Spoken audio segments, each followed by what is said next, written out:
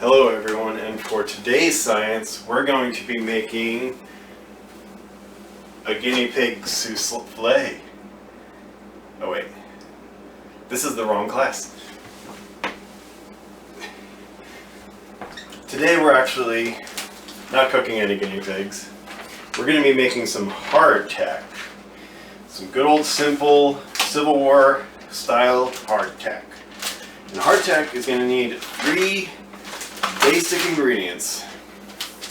You're going to need 2 to 2.5 cups of flour. I just have some natural all-purpose flour here. That should work. Bleach flour will work okay too if that's all you have. You're also going to need some water. About 1 cup of water will do the trick. And you're also going to need salt. Any salt you have will work. It can be Himalayan, it can be other. It is up to you what type of salt you want to use, as long as it's salt. Now, all you need to do, first step, grab a big old mixing bowl. Make sure it's big enough for at least 3-ish cups worth of stuff. Start with our flour.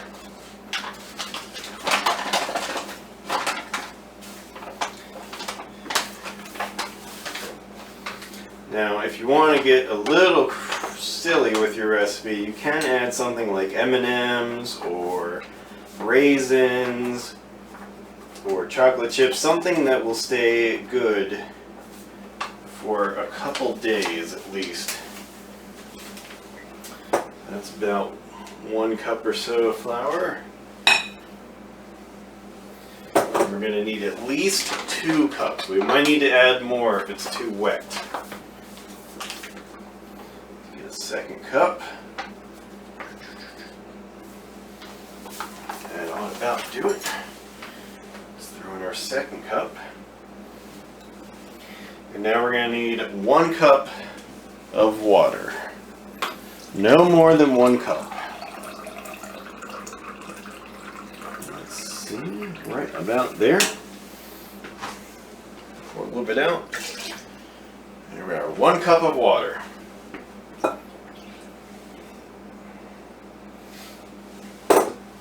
And now the secret ingredient to your hardtack. You're going to need 1.5 teaspoons of salt. 1.5.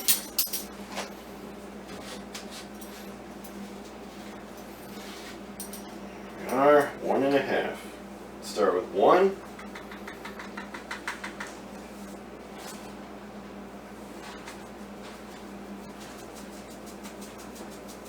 I'm using Himalayan salt, but you can use whatever you want. 1. Let's get 1.5. You need a good amount of salt. Now hardtack can stay good for a very long time. If it's stored correctly, it can last years, even decades, if it's stored correctly. So I'm going to need a mixing spoon. And you're just going to want to take your 2 cups of flour, your 1 cup of water, and your 1.5 teaspoons of salt, and just stir it all together.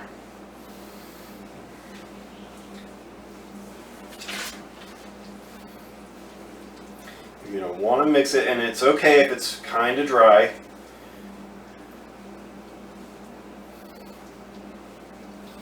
You want it to be a little more on the Play-Doh side. You don't want it to be too wet.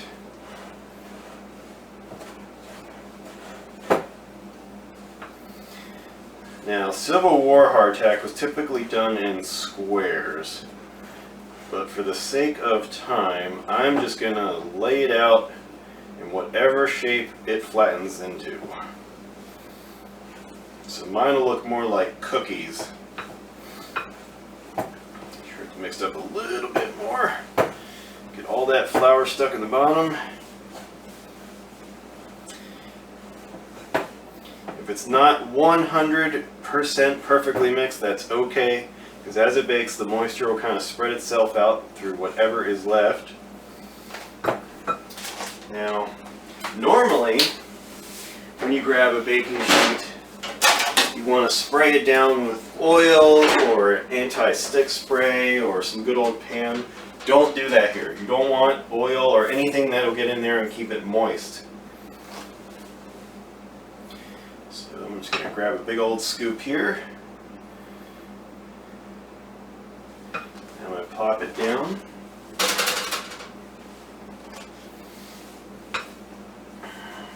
Now, in order to make more hardtack, all you need to do is double this recipe.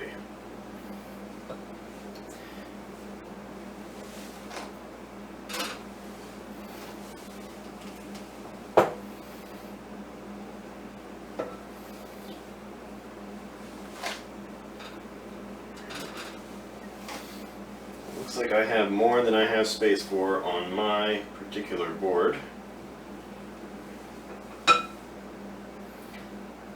Mine might actually be a little bit wetter than it needs to be, but that's okay, it'll dry out.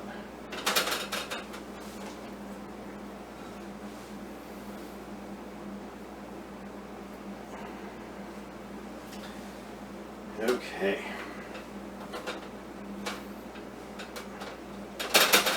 So I put mine on my pan like this, but they're too fat. We gotta flatten them out a bit. They cannot be thick like that. You're going to want them to be about ½ an inch thickness. If you're using the American system of measurement, a little over a centimeter for metric. You're just going to want to kind of flatten them out.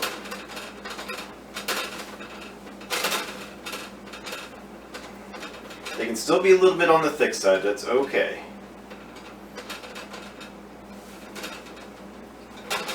I'm rushing mine just because I want to show you guys how this is done. But you can make them into shapes. You can make them round, you can make them square, you can get crazy and make triangles. Whatever shape you want your hardtack to be is what it'll dry into when you bake it. While I finish this up, I'm going to set my oven.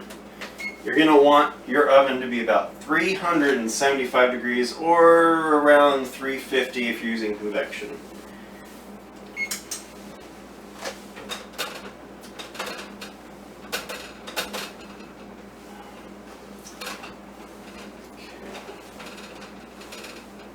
There we go, ½ an inch thickness.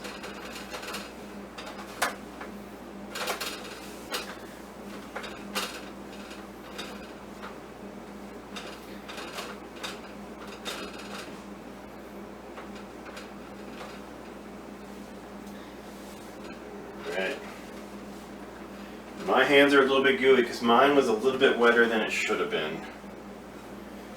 Like I said earlier, you want it to be more like Play-Doh, so if it's still a little wet, just add a little more flour.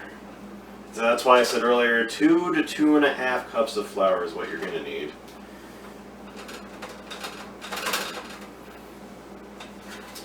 Alrighty, spread this guy out a little bit more, wash my hands, and we'll talk about the next step.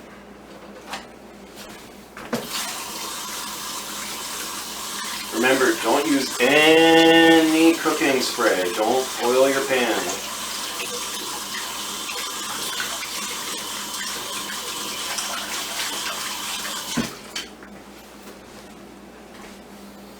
Okay. So I have my hardtack ready to go. It's not the prettiest hardtack ever, but it's about ½ an inch in thickness or just over a centimeter.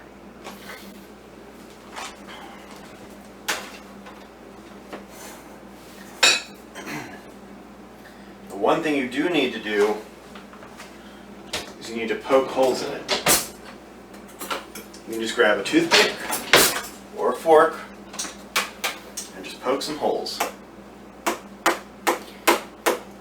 And what that does is it allows the moisture to escape through the holes so that the center dries out more. Hardtack has existed for a long time. had a lot of different names. We know it as HardTack in America, but it's also been called Ships, Biscuits. The Romans also had another name for it. HardTack has been around a long time and had a lot of names.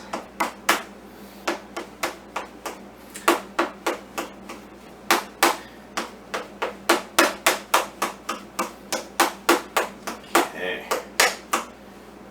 Alright. Nice and holy. Not the prettiest, but that's okay. I'll leave you guys to make yours pretty. My job is just to show you how to do it. So once your hardtack is ready, you're going to want to put it in the oven for about 30 minutes per side. Okay? Per side. And when you take it out the first time and you flip them over, you're going to want to poke holes in that side too. Okay? So when you take it out the first time and you flip them over, you're going to want to poke holes in the other side as well. So I'm going to put mine in. I'm going to set my timer.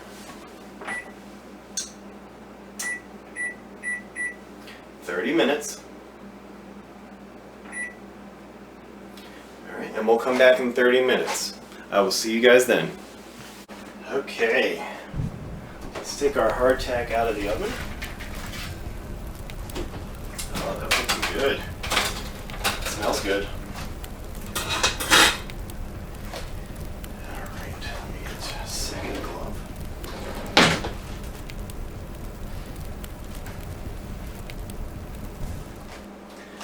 Okay, now what we need to do is pry it off the pan. It should come off pretty easily.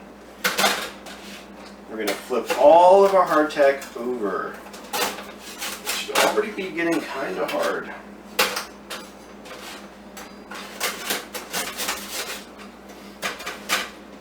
Now, for our experiment, we're just going to be done after we bake it again for 30 minutes.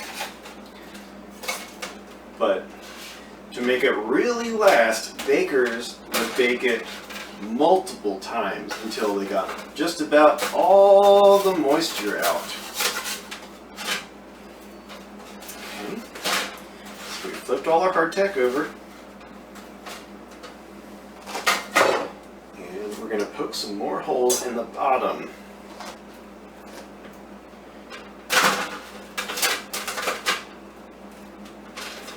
Remember, the reason you're doing this, definitely make sure you have lots of holes in the center, is because you need to make sure the moisture has little escape routes. Make sure that moisture is able to get out of there. The more moisture you're able to get out of your hardtack, the longer it will last.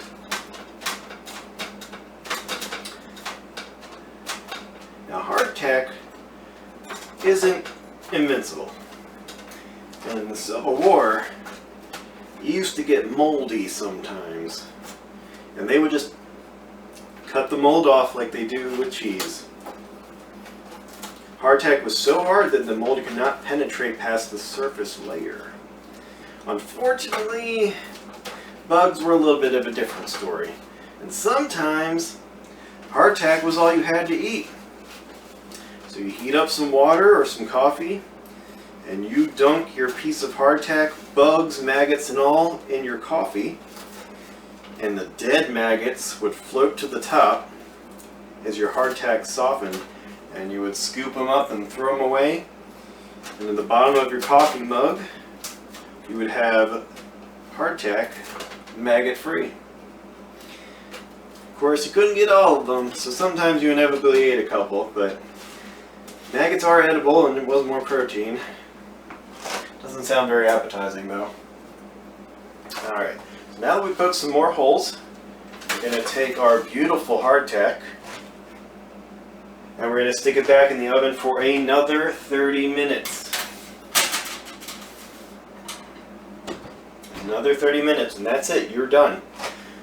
The only thing you have left to do is to let it sit on a counter and cool You're going to want to let it cool at least overnight before you store it in a container. And that'll give the moisture some more time to evaporate and get out of your hardtack.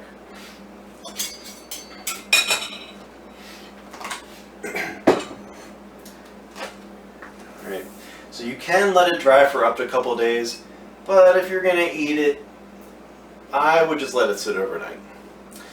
I really would only recommend letting it dry for several days if you intend to store it for months in your cabinet.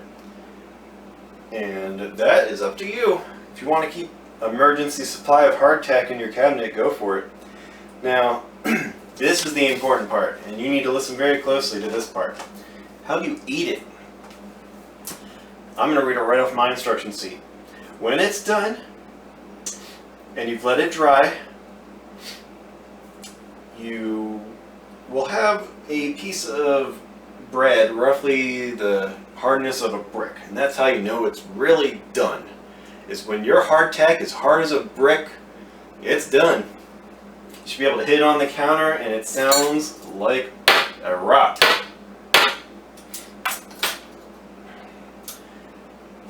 Now, to prepare for eating, soak in water or milk for about 15 to 20 minutes. Coffee works too. And then you're going to fry it in a buttered skillet. You can eat it with cheese, soup, or just plain with a little salt added. I would not recommend the plain way. Even after you let it soak for 15 minutes, it's still going to be pretty hard. So I would suggest eating it with something else that will continue to soften it up, like melting cheese on it or putting it in a soup. That's my suggestion. Hardtack is basically a big hardened cracker, so it works with any soup or cheese.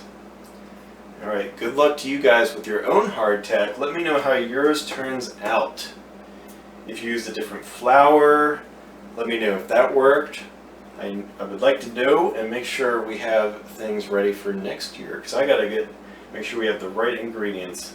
Does whole grain flour work better than bleached flour? I don't know. I'm waiting to see you guys and what you do. I will see you guys next time for science.